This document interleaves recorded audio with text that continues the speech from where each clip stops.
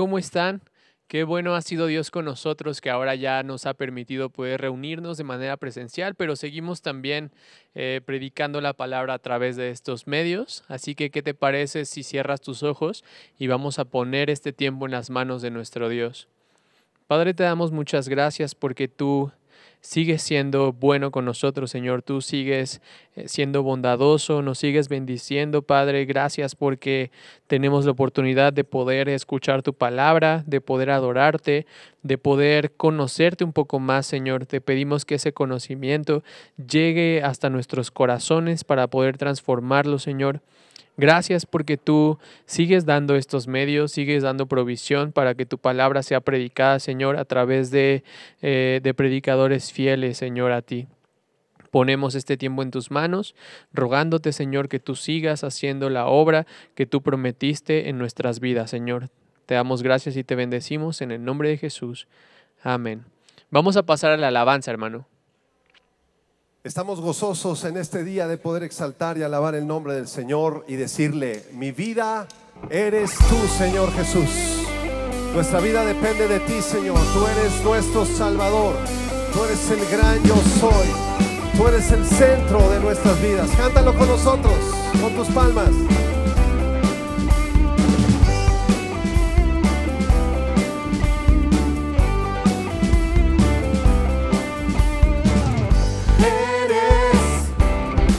Yo soy, eres Hijo de Dios, eres el centro de mi vida, Cristo, eres Cordero fiel, eres majestuoso Rey, eres el centro de mi vida, Cristo, el amante de mi ser. Adoraré, mi vida eres tú, mi vida eres tú, mi vida eres tú, Jesús. Dilo conmigo: mi vida eres tú, mi vida eres tú, mi vida eres tú, mi vida eres tú, Jesús.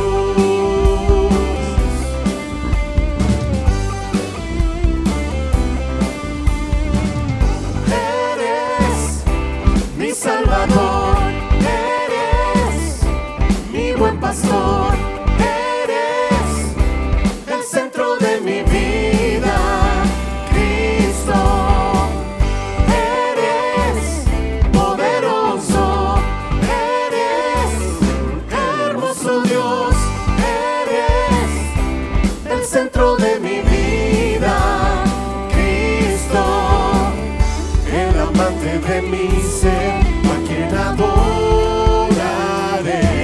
Mi vida eres tú, mi vida eres tú, mi vida eres tú, Jesús. mi vida eres tú, Señor. Mi vida eres tú, mi vida eres tú, mi vida eres tú, Jesús. Él es el centro de nuestra vida. Él es el centro de nuestra adoración. Señor, recibe gloria, recibe alabanza, recibe, Señor, nuestra exaltación, porque solo tú eres digno, Señor. No hay nadie más, no hay nadie más, no hay nadie más como tú. No hay nadie más, no hay nadie más, no hay nadie más, nadie más como tú. No hay nadie más, No hay nadie más, no hay nadie más, no hay nadie más como tú. dilo fuerte. No hay nadie más, no hay nadie más, No hay nadie más como tú. Mi vida eres tú, mi vida eres tú, mi vida eres tú, Jesús. Mi vida eres tú, mi vida eres tú, mi vida eres tú, mi vida eres tú, Jesús, Jesús, Jesús, Jesús.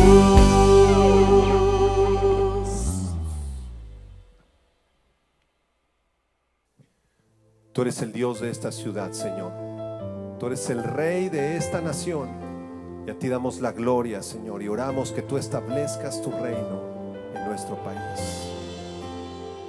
Dios de esta ciudad y el Rey de su gente, Señor de esta nación, mi Dios, la luz en las tinieblas, la esperanza anhelada, la paz para mi angustia, mi Dios. ¿Quién es como nuestro Dios? ¿Quién es como nuestro Dios?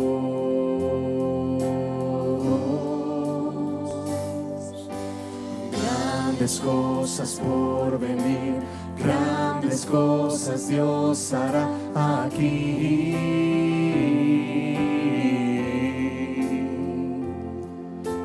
Grandes cosas por venir, grandes cosas Dios hará en mí.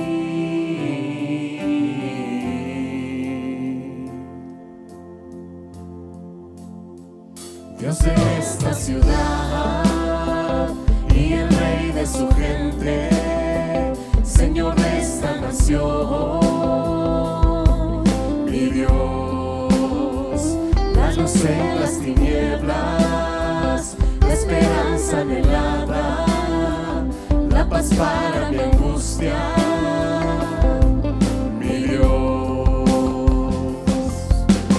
¿Quién es como nuestro Dios? ¿Quién es como nuestro Dios?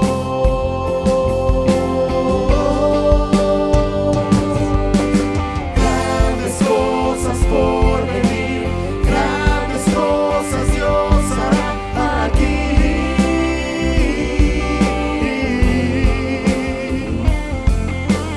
Grandes cosas por venir, grandes cosas Dios hará en mí.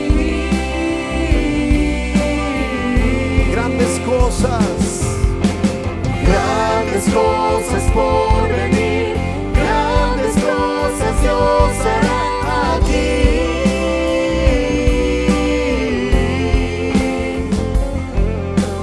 Grandes cosas por venir, grandes cosas Dios hará en mí. Grandes cosas tú harás. Grandes cosas están por venir a nuestro país, Señor. Tu evangelio será predicado y las almas vendrán a ti, Señor, en multitudes, declarando que tú eres Dios, que Cristo es el Señor. ¿Quién es como nuestro Dios? ¿Quién es como nuestro Dios?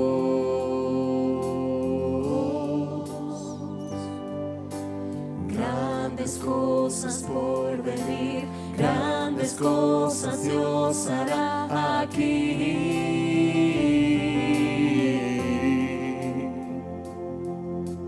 Grandes cosas por venir, grandes cosas Dios hará en mí. Grandes cosas por venir, hará aquí.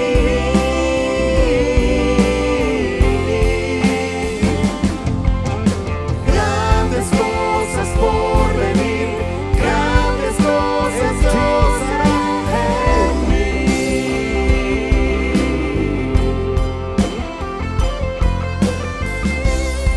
Grandes cosas hará, Señor.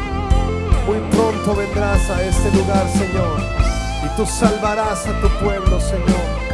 Tú llevarás a tu iglesia, Señor, contigo, y estaremos para siempre en tu reino, Señor. Bendito seas.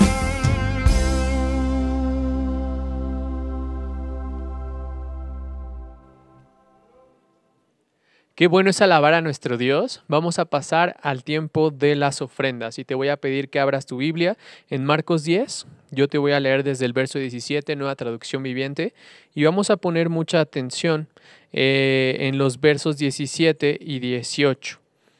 Aquí dice: cuando Jesús estaba por emprender su camino a Jerusalén, un hombre se le acercó corriendo, se arrodilló y le preguntó: Maestro bueno, ¿qué debo hacer para heredar la vida eterna? ¿Por qué me llamas bueno?, preguntó Jesús. Solo Dios es verdaderamente bueno. Aquí vemos como un joven rico, una persona que en esos tiempos era alguien que, si los demás lo veían, pensaban que Dios estaba con él por el hecho de que era joven y era rico. Esta parte de ser rico era para ellos una evidencia de que Dios estaba prosperando su vida. Entonces dice aquí la palabra que Jesús estaba por emprender su camino a Jerusalén y se le acerca a este joven corriendo. Las personas prominentes y ricas no corrían en esos tiempos, y no solo corre hacia Jesús, sino se arrodilla y le dice: Maestro bueno. Aquí hay que poner muchísimo énfasis, porque esta parte de decirle al Señor Maestro bueno, podemos ver que en esos tiempos culturalmente no se le decía a nadie Maestro bueno, simplemente se le decía Rabí o Maestro, pero nada más. El que aquí el joven rico le haya dicho Maestro bueno era una expresión que no se utilizaba. Esto lo podemos ver, hay unos escritos judíos que se llama el Talmud, donde podemos ver las tradiciones, costumbres, y en ninguno de estos viene la palabra o que se le refiere a un rabí o un rabino como maestro bueno. Esta parte de maestro bueno no solo habla de la bondad, sino de que él no tenía pecado. Eso era lo que estaba diciendo este joven rico. Entonces Jesús, si tú sigues leyendo, vas a ver que él le dice: oye, pero ¿por qué me llamas bueno? Solo hay uno bueno, y ese bueno es Dios. Aquí no es que Jesús esté negando la deidad, que su deidad, que Jesús no esté diciendo yo no soy Dios. Jesús aquí lo que está haciendo es preguntarle al chico: oye, ¿de veras estás consciente de lo que estás diciendo? ¿De verdad tú piensas que yo no tengo pecado? ¿De verdad tú piensas que yo soy Dios? ¿De verdad tú piensas, tú no solo dices, sino de verdad estás consciente de lo que me estás diciendo? Y sabes, muchos de nosotros en algún momento dado nos acercamos hacia Jesús. Nos acercamos pensando en que Él es bueno, incluso hasta lo decimos, como empezamos nuestra oración al inicio: Maestro, Señor, tú has sido bueno con nosotros. A veces podemos decirlo de esa manera, pero simplemente decirlo y no ser conscientes de que de verdad el Señor ha sido bueno con nosotros. Y Él ha sido bueno y lo sigue siendo. Si tú haces una reflexión de lo que ha sucedido en tu vida en 6 meses para acá, el Señor ha sido bueno. A lo mejor has perdido algunas cosas, has perdido trabajo, has perdido algunos seres queridos, pero el Señor sigue siendo bueno porque Él sigue cumpliendo su propósito en nuestra vida. Así que hoy, y que a partir de hoy en adelante, si tú has dicho Maestro bueno, Señor, tú eres bueno, no tan solo lo repitas, sino de verdad sé consciente de que Él está siendo bueno y lo sigue siendo. Aun cuando nosotros pensemos que las cosas no son así, el Señor sigue estando inmerso en nuestra vida, el Señor sigue estando en control de nuestra vida, y el Señor sigue siendo bueno con nosotros al darnos el sustento y al darnos la oportunidad de poder participar en su obra. Entonces te voy a pedir que cierres tus ojos y vamos a orar por las ofrendas. Señor, te damos muchas gracias porque ahora sabemos, no tan solo lo decimos, sino sabemos que tú eres bueno, Señor, con nosotros, que tú nos das hoy la oportunidad de poder venir a ti y decirte: Señor, tú eres bueno, pero siendo conscientes de que en realidad lo eres con nosotros, Señor, y con toda tu creación. Te damos gracias porque nos das la oportunidad de participar, de que tu reino se siga expandiendo, Señor, de que tu obra se siga haciendo. Sabemos que la puedes hacer sin nosotros, pero a ti te place ocuparnos como instrumentos, Padre. Te bendecimos y te damos la gloria porque tú nos muestras, Señor, tu bondad día con día. Gracias porque podemos acercarnos a ti a través de Cristo, en cuyo nombre oramos. Amén. Hermano, vamos a pasar al tiempo de la predicación. Toma tu Biblia, toma tus notas, tu pluma y, hermano, pon atención a lo que el Señor hoy quiere hablarte. Hola, ¿qué tal? Muy buenas noches, transmitiendo desde el auditorio de Vida Nueva para el Mundo con el gusto de siempre. Qué honor, qué privilegio poder compartir la palabra de Dios y completamente seguros que el Espíritu Santo ha inspirado esta preciosa palabra para cada uno de sus estudiantes. Y hoy con un tema a la luz de la palabra de Dios titulado La certeza de la salvación. Y hoy comenzamos el capítulo número 5 de la carta a los Romanos. Estudiaremos de los primeros 5 versículos, pasajes que aparentemente podríamos decir pudieran ser confusos, pero todos y cada uno de ellos bajo inspiración del Espíritu Santo sabemos que están llenísimos, hermosamente llenos de ese amor, de esa doctrina, para que cada discípulo, cada escuchante de la palabra de Dios, oyente, pues lo lleve a su corazón, permitiendo que ésta cumpla su cometido, que es no regresar vacía. Bueno, pues yo le recuerdo que tenga a la mano su Biblia, su cuaderno, para que haga anotaciones, y de la misma manera, si tiene usted al alcance, pues sus hojas. Y si quiere usted en el futuro, vaya preparando sus preguntas, porque recordamos que ya pues tenemos estudios los domingos de manera presencial. Y pues bueno, siempre un estudiante de la Biblia va a tener preguntas. Bueno, vamos a dar lectura a estos primeros 5 versículos que escribiera el hermano Tercio, dictado por el apóstol Pablo. Dice la palabra de Dios: justificados pues por la fe, tenemos paz para con Dios por medio de nuestro Señor Jesucristo, por quien también tenemos entrada por la fe a esta gracia, en la cual estamos firmes y nos gloriamos en la esperanza de la gloria de Dios.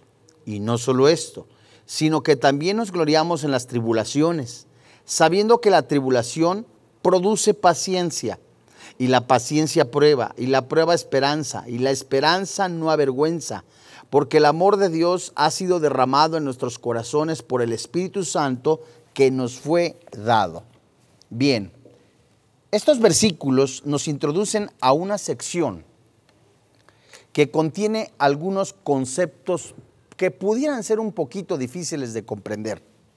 Al leer los siguientes capítulos a partir del capítulo 5, nos vamos a dar cuenta muchísimo. Haciendo un breve paréntesis, ¿de qué nos vamos a dar cuenta? Por ejemplo, si nosotros leemos la carta a los Colosenses, la carta a los Efesios, también escrita por el apóstol Pablo, tomando como ejemplo la última, la carta a los Efesios, que tiene 6 capítulos, los primeros 3 capítulos van a ser 100% doctrinales. Todos ellos para edificar a la iglesia, para ver las promesas de Dios, lo que el Espíritu Santo posicionalmente donde nos ha colocado. Hablamos de la iglesia, de este organismo, de este cuerpo, de esta familia.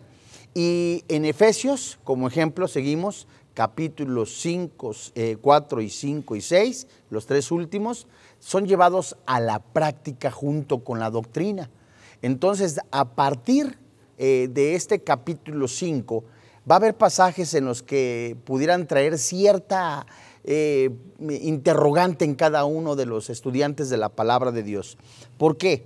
Porque vemos primero que la vida cristiana tiene 2 facetas. Por un lado, tenemos la plenitud, donde el Padre Celestial ya nos ha aceptado a través del sacrificio de Cristo en la cruz. Pero por otro lado, estamos también creciendo en Cristo Jesús. Entonces aquí, para empezar, pudiéramos tener 2 preguntas, ¿no? ¿Cómo es que ya estamos colocados y que ya estamos sentados en lugares celestiales, posicionalmente hablando, pero acá en la tierra estamos creciendo? Son preguntas válidas, ¿cierto? Ahora, también tenemos la posición de reyes, la posición de sacerdotes, por un lado, posicionalmente hablando, pero tenemos las obligaciones de esclavos. Y es también que nos va a llevar este capítulo 5 en adelante, en donde vamos a sentir la presencia de Cristo, pero también vamos a sentir la opresión que produce el pecado. Entonces, son cosas que vamos a ir aprendiendo a través de estos capítulos, le vuelvo a decir desde el capítulo 5. Vamos a ver también y vamos a ver cómo el Espíritu Santo nos muestra cómo nos podemos gozar en la paz a través de ser hijos de Dios, ¿verdad? Pero vamos a enfrentar dificultades. Entonces, preguntas que nos van a salir. ¿Cómo Dios ha derramado esa paz que ya sobrepasa todo entendimiento? Por citar Romanos capítulo 5, verso 5, y también Filipenses en el capítulo 4. ¿Cómo nos ha sido dado el Espíritu Santo, que tenemos paz? Y ahora también en algún momento de tribulaciones, ¿por qué no se manifiesta esa paz? O sea, son preguntas válidas, ¿cierto? Ahora, si recordamos estas dos facetas de la vida cristiana, no nos vamos a desalentar. ¿Por qué? Porque recordamos, uno, posicionalmente hablando, hay una seguridad de la salvación. Posicionalmente hablando, está esa seguridad de la salvación. Somos hechura suya, Efesios 2. Pero ahora tenemos que estar atravesando en un transitar en este planeta, no de manera permanente, sino de manera peregrinaje, a manera de peregrinaje, y vamos a enfrentar adversidades, pruebas, tentaciones. Lo que nos debe de llevar a mirar hacia adelante es esa esperanza que no avergüenza, dice Romanos capítulo 5, y la que nos hace poner, de acuerdo a lo que dice Hebreos capítulo 12, versículo 1 y 2, los ojos en Jesús, el que es el autor y consumador de la fe, recordando que estas dos palabras, autor y consumador, es el que inicia y el que termina la obra en el creyente. Qué maravilloso, ¿cierto? Entonces, estos versículos nos enseñan a depender completa y totalmente del Espíritu Santo que ya nos fue dado, que ya tenemos. Por eso no tenemos nosotros que en algún momento, cuando enfrentamos desafíos, depender de nosotros, sino que dependemos del Señor Jesucristo y de su Santo Espíritu. Ahora, la pregunta que nosotros vemos al leer estos primeros 5 versículos, en el capítulo 5, se halla en que, ¿qué es la paz? ¿De qué clase de paz se refiere Romanos capítulo 5? Esta pregunta no es acerca de sentimientos, porque yo puedo preguntarle a usted, ¿tiene paz con Dios? ¿Tiene la paz de Dios? Son dos preguntas totalmente distintas, porque la primera que yo le formulé, que la vuelvo a repetir, ¿tiene usted paz con Dios?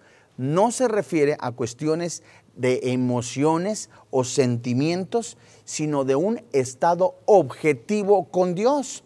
Solo cuando nosotros hemos sido perdonados, ya fuimos justificados, santificados, adoptados. Esto es hermosamente lo que el Espíritu Santo nos enseña, que ya somos sus hijos. Y dice Filipenses capítulo 1, versículo 7, en ese momento tenemos la paz con Dios. Esto es maravilloso. Y vamos a ver en el desarrollo de este estudio, ¿quién es el objeto del perdón, verdad? ¿Cómo fuimos nosotros adoptados? ¿Cómo somos reconciliados? Esto es maravilloso. Después de esto, santos hermanos en la fe, viene la paz de Dios. ¿Qué es la paz de Dios? Es algo que ya produce el Espíritu Santo, sí, ¿verdad? En algo hermosísimo, en nuestras emociones, en nuestro estado emocional, en nuestro corazón, dado por el Espíritu Santo que ya mora en nosotros, pero que lo produjo Él mismo en la oración. Esto es maravilloso. Entonces, cuando nosotros leemos aquí mismo, en los primeros 5 versículos, que hay que gloriarnos en las tribulaciones, es algo que no es fácil, incluso para creyentes maduros. Decimos acá en México, es un adagio popular, un dicho, depende el sapo es la pedrada. ¿Qué le quiero decir? Depende también el cristiano podrá atravesar la prueba o la tentación. Alguien recién convertido, alguien bebé en Cristo Jesús, no enfrentará quizá las mismas tentaciones, adversidades o pruebas que uno que ya tiene 10 o 15 años en Cristo Jesús y que va de manera perseverando en la palabra de Dios. Va a enfrentar pruebas más grandes, quizá. Bueno, ¿qué le quiero decir entonces? Que todo ello nos hará ver con los ojos espirituales si nosotros confiamos en la sabiduría de Dios, en el poder de Dios, en su gracia prometida. Nos van a asegurar y ayudar en nuestro bien. Entonces entenderemos, comprenderemos, viviremos que todas las cosas nos ayudan para bien. Otra vez, cuando yo deposito mi confianza, mi esperanza totalmente ahora en Cristo Jesús, que ya se me ha dado ese poder que es dado por el Espíritu Santo en el cristiano, que es necesario que atraviese muchas circunstancias adversas que me van a producir madurez. Mi esperanza y mi confianza no se encuentra en la fe, sino en la gracia y el poder que Dios ya me dio, ¿verdad? Porque hay gente que al enfrentar alguna circunstancia adversa empiezan a perder la fe. Pero esa gracia misericordiosa, a esa gracia bondadosa puede manifestarse en la vida del creyente. Ya viéramos nosotros en algún momento cuando algún anotador de los evangelios mencionó: ayúdame en mi fe, ayúdame en mi debilidad. Nuestros corazones también deben de destacar en la justicia de Cristo Jesús. Y en todo esto podemos también nosotros formularnos otra pregunta: ¿por qué es necesario un sentido de paz para con Dios, para gloriarnos en las pruebas? O sea, ¿por qué es necesario que yo, a través de las pruebas, de las tribulaciones, se presente en mi vida, ¿verdad?, ese estado emocional? El cristianismo no es solo un conjunto de principios para vivir, sino una afirmación acerca de la historia. Y este capítulo 5, el capítulo 5 de la carta a los Romanos, presupone que Adán fue un individuo literal e histórico. Debe de ser visto de esa manera, ya que si nosotros seguimos estudiando, vemos que Romanos capítulo 5 nos enseña la importancia virginal del Señor Jesucristo. Sí, en su naturaleza humana, pero que Él no descendía físicamente de Adán o por alguna generación ordinaria. Y de esta manera, la culpa de la primera transgresión de Adán no le fue imputada de esta primera transgresión de Adán a Jesucristo.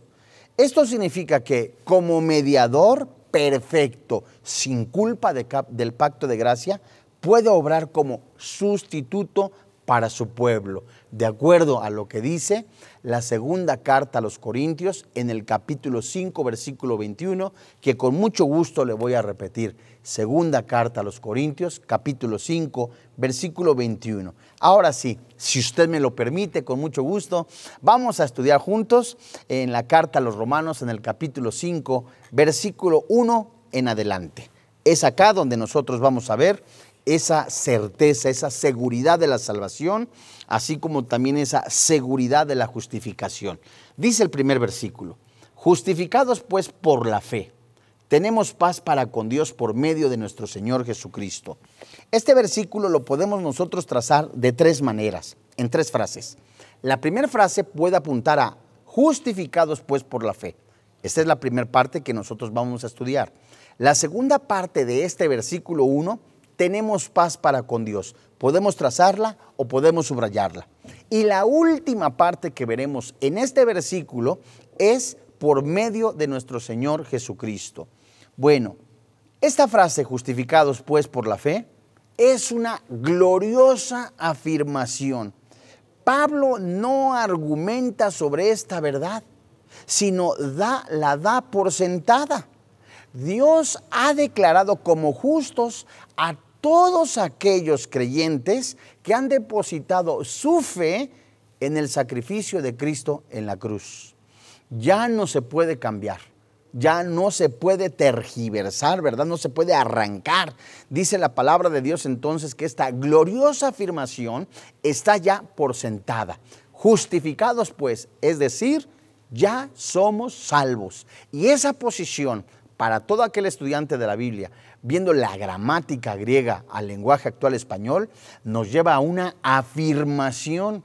Y estas razones son por las que Dios puede declarar al creyente, que ya nosotros estudiamos en clases anteriores, en Romanos capítulo 3, versículo 21, hasta Romanos capítulo 4, versículo 25. Entonces es una afirmación. Pablo está diciendo, ya somos justificados. Ya el sacrificio de Cristo en la cruz pagó por todos nuestros pecados.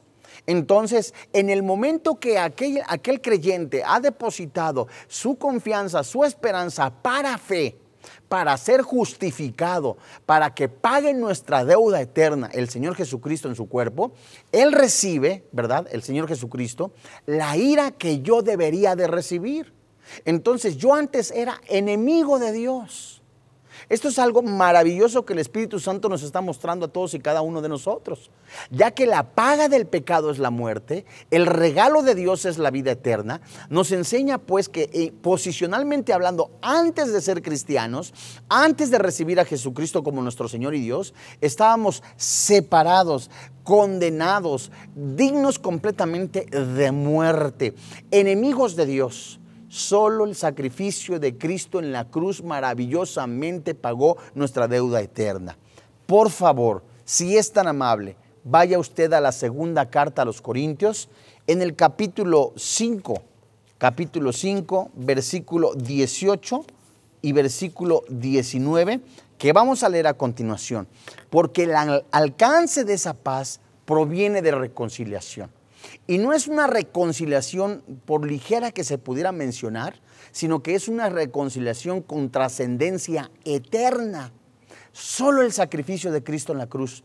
Eso es algo maravilloso, porque es Dios quien extiende su mano de una manera tan maravillosa, extiende su mano de favor, de misericordia, de gracia a aquel incapacitado espiritualmente para poder ser salvo. Fíjese usted. Segunda carta a los Corintios, capítulo 5, versículo 18 y 19, si es tan amable. Dice la palabra de Dios. Y todo esto proviene de Dios, dice la Escritura. Y todo esto proviene de Dios, ¿quién nos qué? Nos reconcilió consigo mismo. ¿Por quién? Por Cristo. Y nos dio el ministerio de la reconciliación. Que Dios estaba en Cristo reconciliando consigo al mundo, no tomándoles en cuenta a los hombres sus pecados, y nos encargó a nosotros la palabra de la reconciliación. Entonces, santos hermanos en la fe, en el momento que una persona predica el evangelio, lanza el mensaje de salvación, que hay perdón de nuestros pecados a través del sacrificio de Cristo en la cruz, la deuda queda pagada. Ahora, fíjese usted, es removido el obstáculo de pecado que producía un estado de enemistad y se alcanza una nueva relación de armonía y paz. Pero no es así nada más tan ligero. No es nada más de que ya se contentó conmigo y ya somos conocidos, ya nos podemos saludar. No, va más allá. Va a una relación personal con ese Dios vivo. Va aún más allá a esa oportunidad de acercarse amplia y confiadamente al trono de gracia. Va más allá, en donde ahora ya somos sus hijos. Ahora formamos parte de la familia de Dios. Ahora formamos parte del cuerpo de Cristo. Ese alcance es mucho mayor, ya que elimina la enemistad y ahora surge una esfera de comunión y amistad con Dios. Esto es impresionante.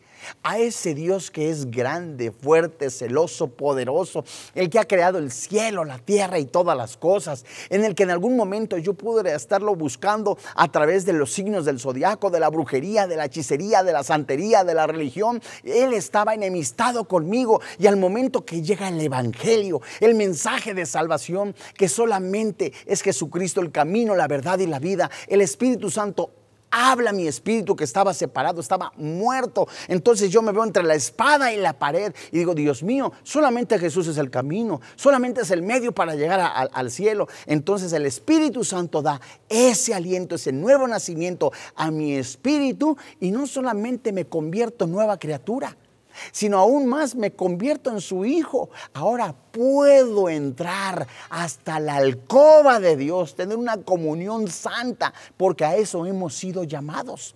No he sido yo llamado a ser un número más en los salvos, un número más en el libro de la vida. No, sino que soy llamado a tener una comunión íntegra, hermosa, con el único Dios vivo.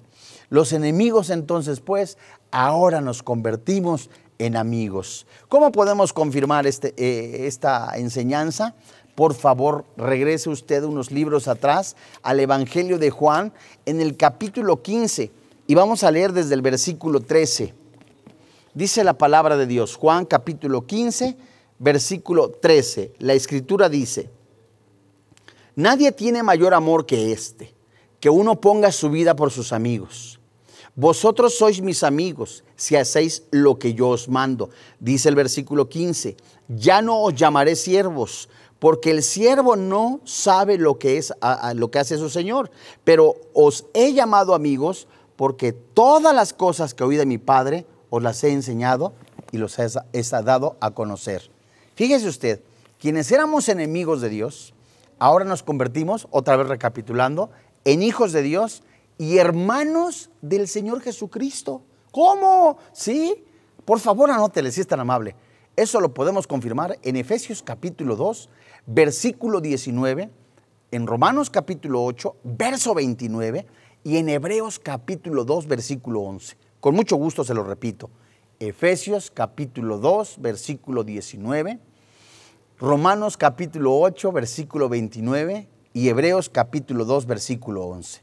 Esta frase hermosa que describe la palabra de Dios y que dice, tengamos paz para con Dios, que está en Romanos, literalmente se traduce en este sentido, que es un llamado a experimentar la paz con Dios y la paz de Dios.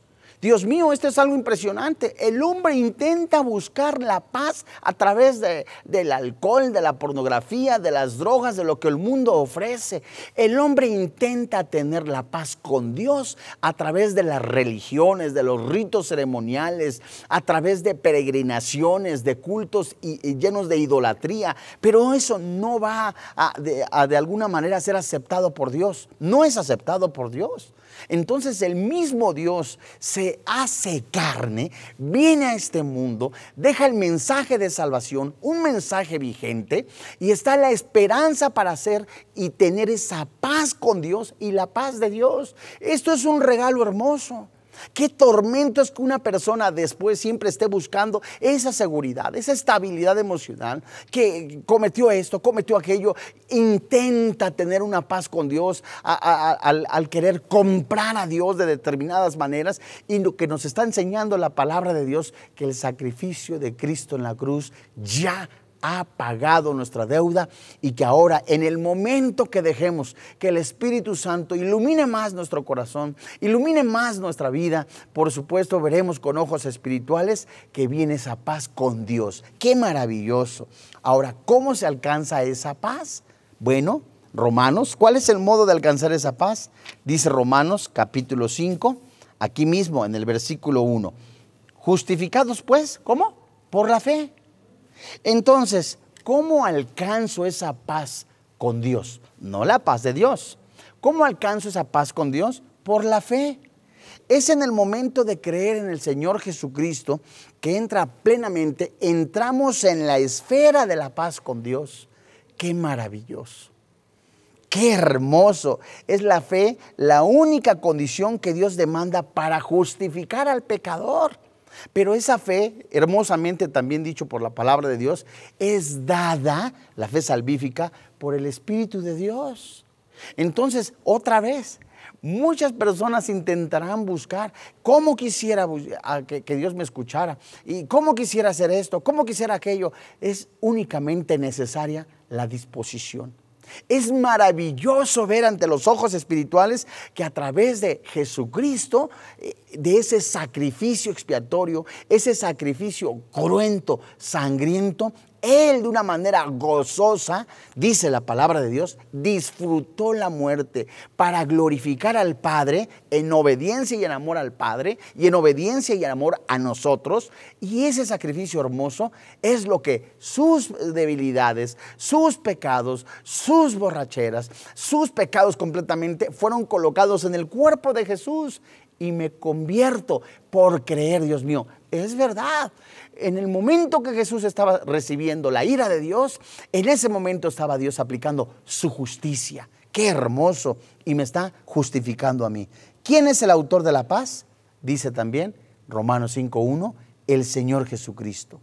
La paz es posible en razón de la obra hecha por Cristo.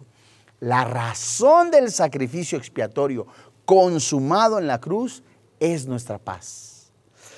Cristo es el mediador único que permite el acceso a Dios en la razón de su obra. No hay 20 caminos, no hay 50 caminos, hay un solo camino, de acuerdo a lo que dice Juan, capítulo 14, versículo 6, y dicho por sus propios labios. Yo soy el camino, dijo Jesús, y la verdad y la vida. Nadie va al Padre si no es por mí. ¿Cuál es la dinámica de la fe, pues? Vamos entonces ahora a Romanos capítulo 5, versículo 2, en donde la palabra de Dios nos enseña lo siguiente. Por quien también tenemos entrada por la fe a esta gracia en la cual estamos firmes y nos gloriamos en la esperanza de la gloria de Dios. Fíjese usted, vamos a tomar dos frases muy interesantes en este versículo 2. La frase que vamos a estudiar es, en la cual estamos firmes. Híjole, esto es hermosísimo, porque aquí habla de seguridad, habla de estabilidad, pero también habla de algo más hermoso y específico. ¿Sabe de qué habla en relación a la seguridad de la salvación? De una posición en el creyente. Fíjese usted, una bendición no es nada más ser salvo, ¿no? Sino que habla de gracia. No solo tenemos paz, sino gracia. Fíjese usted, tenemos paz, gracia, amor, el favor y la bondad de Dios que son derramados hacia nosotros. Nada más en este solo versículo. La gracia es el medio de salvación. Basta con citar Efesios capítulo 2, que nada más se lo menciono. Efesios capítulo 2, versículo 8 y 9, donde nos dice la palabra de Dios, no es por obras para que nadie se gloríe, es la gracia de Dios. Pero centrémonos pues en esa salvación que es eterna, ¿verdad? Eterna, no se acaba, no se gasta, es para siempre, no tiene vigencia, no tiene fecha de caducidad, bien dijera el apóstol Pedro en su primera carta en el capítulo 1. El acceso a la gracia es razón del mediador. Jesucristo, Juan capítulo 10, versículo 9, es la puerta a la gracia de Dios. Por la obra de Cristo tenemos derecho a acceder al disfrute de las bendiciones de la gracia. Esto es maravilloso. ¿Y cuál es la permanencia de la gracia? Dice Romanos capítulo 5, versículo 2, en la cual estamos firmes. Entonces, vamos recapitulando. El único medio para ser salvos es el Señor Jesucristo. Entonces, hacemos la paz con Dios, ¿cierto? El Señor Jesucristo ya nos ha colocado, de acuerdo a lo que dice la segunda carta a los Corintios, nos ha reconciliado. Seguido de esto, ya que tenemos esa reconciliación, es ese mismo sacrificio en el cual el mismo Señor Jesús nos da entrada, acceso a las bendiciones de gracia y salvación, las cuales, refiriéndose a la salvación, dice la frase en Romanos 5:2, estamos firmes. Esta palabra firmes, si usted lo quiere anotar y lo puede ver en su diccionario, se encuentra en su diccionario griego la palabra 2476 y se traduce esta palabra firmes, confirmar, constar, permanecer, preservar, sostenerse por siempre. Entonces, ¿qué nos dice en relación a la seguridad de la salvación y de la justificación? Que esa justificación y que esa salvación es eterna. No hay tal cosa que la salvación se pierde, puesto que si vamos a la gramática, al significado, a la raíz de la palabra en el original, nos da ese significado, dicen algunos anotadores, esa connotación que el creyente no cae de la gracia, sino que está en pie. Y la salvación descansa en la gracia, no en la fe. Porque, a ver, ¿cómo que no en la fe? ¿No me lo acaba de decir? Sí, ese es lo que el Espíritu Santo coloca, pero lo que le dio a usted la salvación, ¿verdad? Es la gracia. Dios extendió su mano. Por la fe se alcanza el privilegio, ciertísimo, como instrumento para ello. Pero una vez en la bendición de la gracia, la salvación es eterna, segura y se sostiene en ella. Siguiendo aquí en Romanos capítulo 5, versículo 2. Esa esperanza de la gracia, ¿cuál es? La gloria de Dios. Qué maravilloso, qué hermoso, qué privilegio ser justificados, ser santificados, ser elegidos, ¿verdad? Y que nos es dada esa justificación, esa salvación eterna, firme, que no se pierde. ¿Para qué? Para la gloria de Dios. Dice Efesios, en sus riquezas celestiales, el Padre Celestial le ha placido darnos la salvación. Y el creyente se gloria, literalmente, es decir, en experimentar un gozo supremo al considerar a Dios que se dispone, Dios, a darnos la salvación. No es un gozo futuro, sino presente. Es por eso que el creyente que tiene comunión con el Padre Celestial a diario recuerda esa salvación, se goza. Dios mío, qué privilegio es llamarse hijo de Dios. Cierto, a veces tenemos tentaciones, adversidades, pero mi mira no está en este planeta, sino mi mira está en las cosas celestiales, porque el creyente ya con esos ojos espirituales está viendo, como los testigos que menciona Hebreos capítulo 12, versículo 1, que están diciendo, sabes, sí se puede, confía en el Señor. Moisés, José, Abraham, Sansón, Gedeón, Ruth la Moabita, todos esos santos es en la esperanza de Jesús, el Mesías prometido, como corriendo una carrera, pero no a lo ligero, sino sabiendo que iban a presentar obstáculos, iban a enfrentar obstáculos, iban a enfrentar pruebas, adversidades, pero ellos no desmayaron. ¿Qué los llevó? La gracia de Dios, para llevarle todo eso a la gloria de Dios. ¡Qué impresionante! Cristo ya hizo a nosotros esa esperanza de gloria. La gracia ha dado ya el principio de la herencia a modo de arras. ¿Qué es eso? En Efesios capítulo 1, versículo 13 y 14, es una promesa. Se nos ha dado el Espíritu Santo como promesa que el Señor Jesucristo nos va a arrebatar, los ángeles nos van a llevar. Esto es maravilloso. Y esto no es una posibilidad, sino es el destino del creyente. El destino del creyente, del nacido de nuevo, es la glorificación. Y la gloria ya es un don para el creyente, de acuerdo a lo que dice Juan, apúntele por ahí, Juan capítulo 17, versos 22 y 24. Esto es hermosísimo. ¿Por qué? Porque también no hay tal cosa que la salvación se pierde.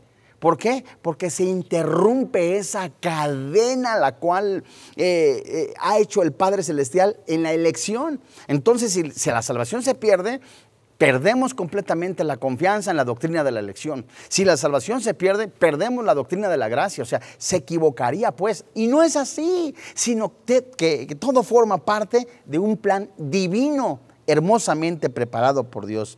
La herencia eterna de Dios corresponde a quienes son coherederos con Cristo. Apunte por favor, de acuerdo a lo que dice Romanos capítulo 8, versículo 17. La gloria es el final definitivo de la gracia, el lugar de la perspectiva del juicio. Ahora hay una de gracia. Vamos ahora pues a Romanos capítulo 5, versículo 3, si son tan amables, y veremos la primera parte de este versículo en la experiencia de la vida de gracia. Vamos a ver entonces pues, recordemos, no se nos olvide, a partir de este capítulo seguro vamos a ver, sí, la doctrina, vamos a ver la lección más adelante, pero vamos a ver qué y cómo es que un creyente cuando atraviesa las pruebas, las adversidades, qué debe de producir o por qué se produce ese gozo.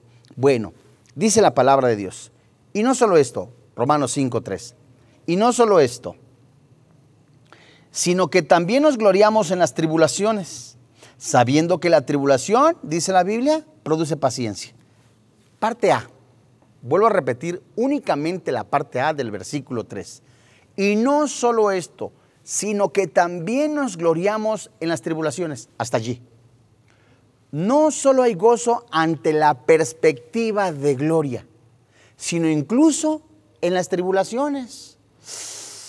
Esta experiencia supera una sumisión paciente a las tribulaciones para pasar el gozo en ellas.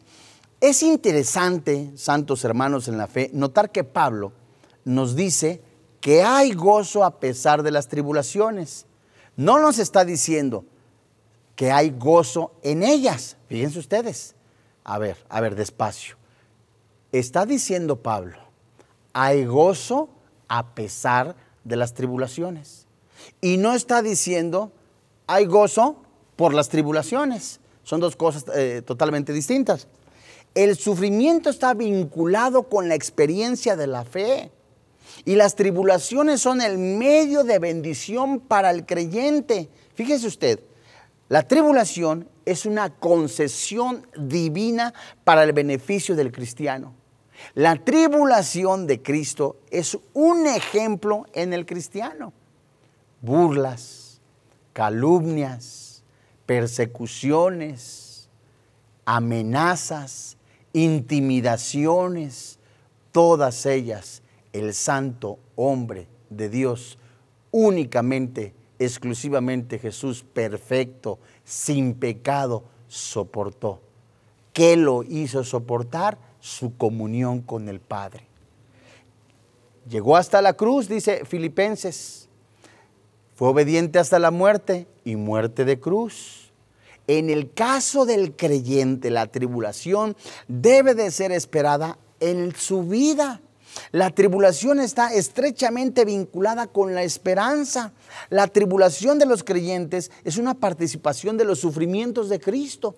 Lo que Cristo padeció en su cuerpo, en su vida, que fue crucificado para el pago de nuestros pecados, en nuestra vida, en Cristo Jesús, el padecer, el negarse a sí mismo, el completamente no aceptar las concesiones que el mundo ofrece y estar en comunión con el Señor, nos hacen ver que a pesar de las pruebas, a pesar del sufrimiento que pudiéramos nosotros tener en algún momento, tenemos gozo.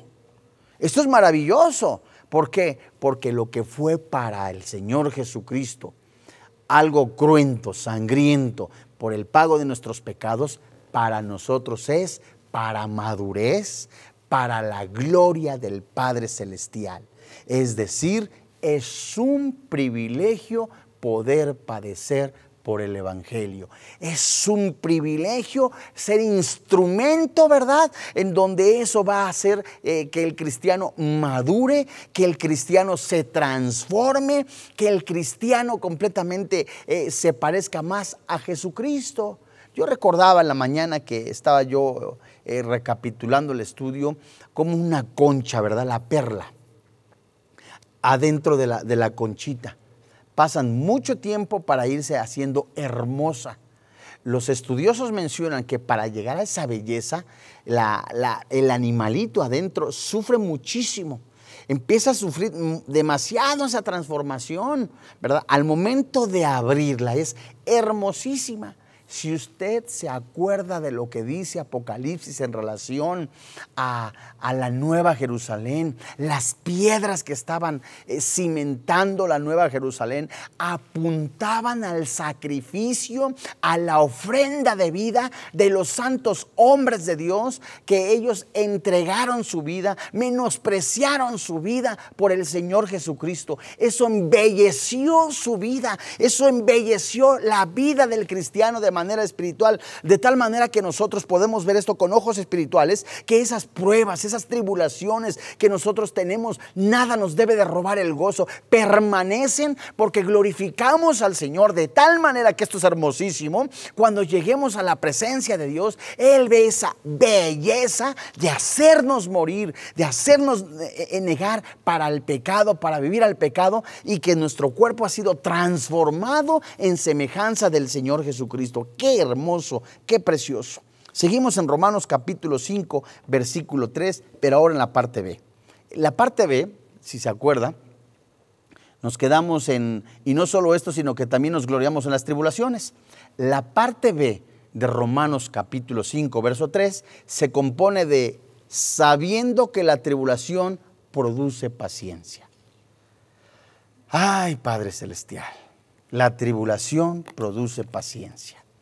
La palabra paciencia aquí significa la capacidad de perseverar bajo el peso de las circunstancias adversas. ¿Qué te hace soportar? Quien posee la paciencia es fiel hasta la muerte, dice Apocalipsis capítulo 2, versículo 10. Y la tribulación desde la perspectiva humana genera impaciencia.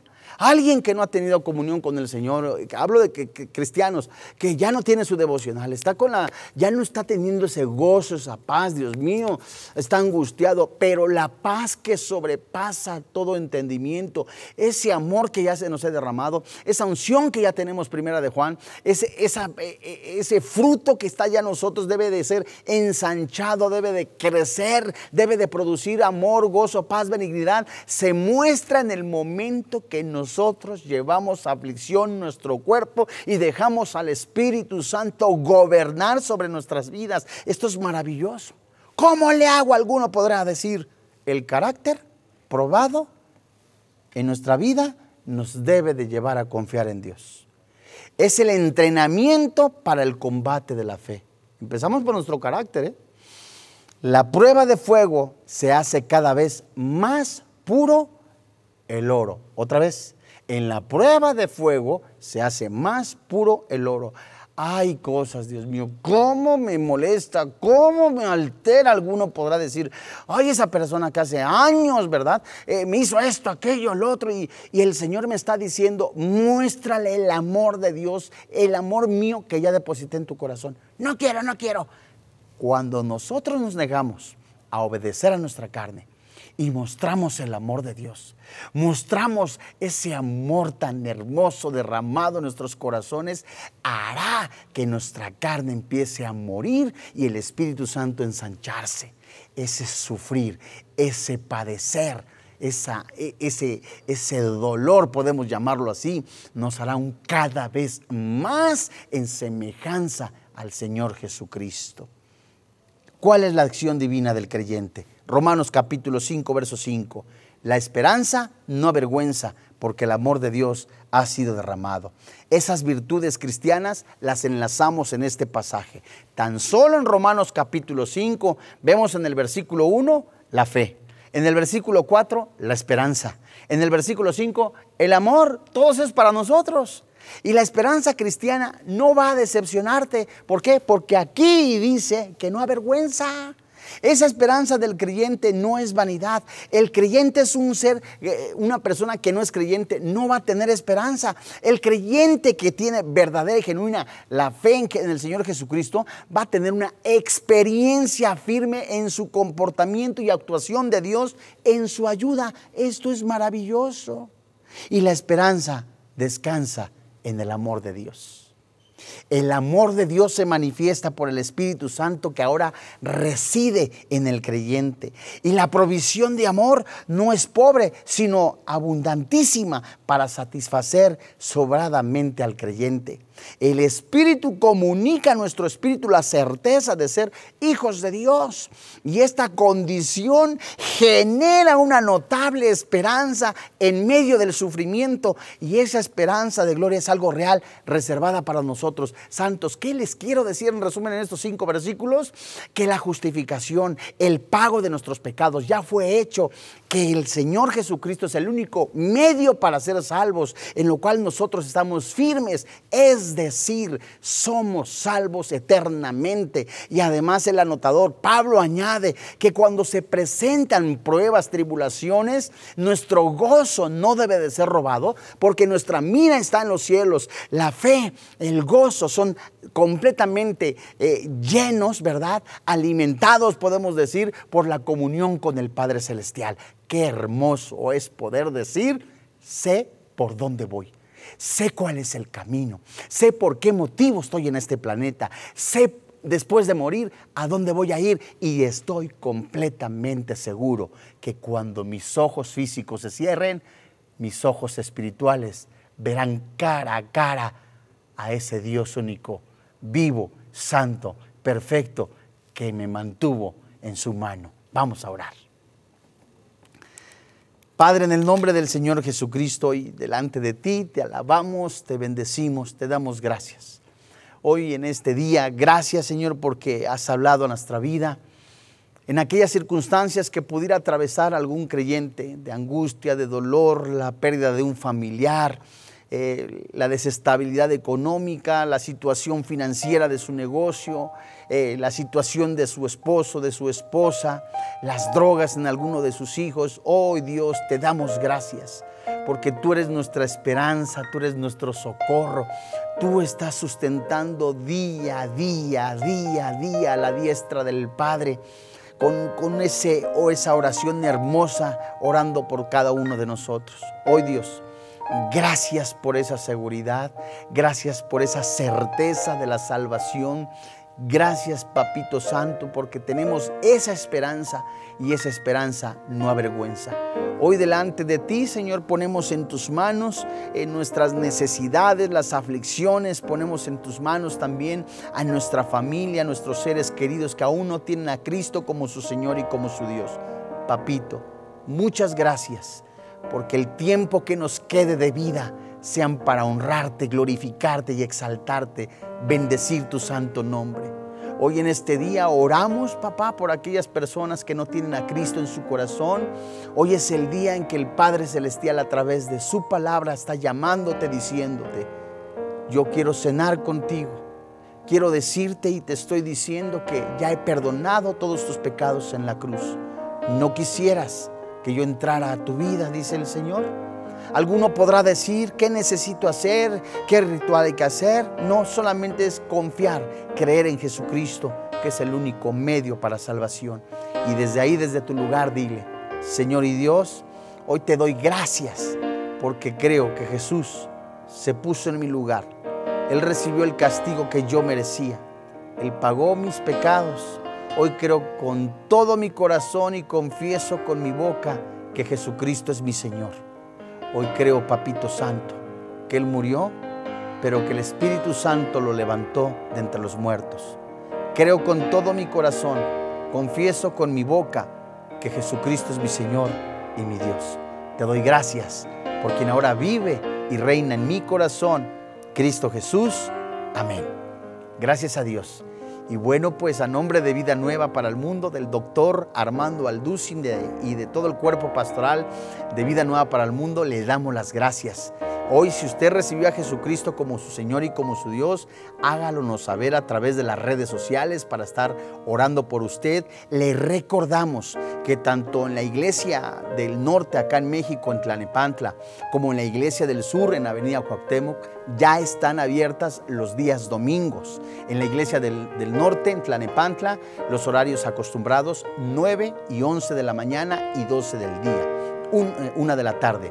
En la Iglesia del Sur, 9:30 y 12 del día. Muchísimas gracias. Que Dios le bendiga. Que tenga paz. Vida Nueva para el Mundo se sostiene y propaga el mensaje de salvación